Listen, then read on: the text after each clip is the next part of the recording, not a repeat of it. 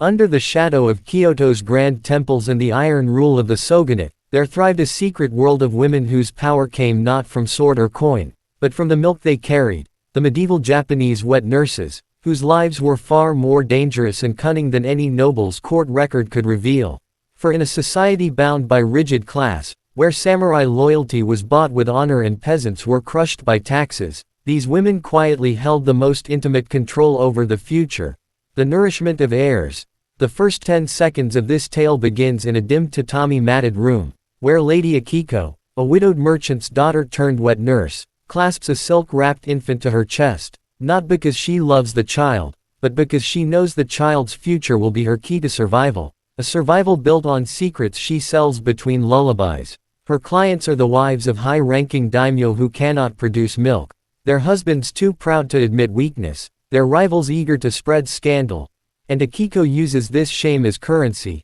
storing whispered betrayals in the folds of her kimono. Every feeding becomes an exchange, a morsel of court gossip here, a warning about a planned coup there, each drop of milk strengthening not only the baby but her own position in a hidden network of women who pass information from cradle to cradle. Some wet nurses, like the formidable Chiyo of Edo, ran entire rings of espionage, smuggling messages in swaddling cloths and altering the fates of clans with nothing more than an overheard conversation. Others risked their lives replacing noble infants with healthier peasant-born ones, a dangerous service for desperate lords who feared weak heirs. Akiko herself once walked barefoot for 3 days to deliver a daimyo's illegitimate child to a remote monastery, returning with a pouch of gold and a new scar from an attempted roadside robbery. Her milk became a weapon, sustaining allies while starving enemies, a power subtle enough to pass unnoticed by men obsessed with swords and land, but potent enough to topple reputations. And yet, for all their cunning, these women were bound by a strange sisterhood, protecting one another from abuse, pooling resources in times of famine,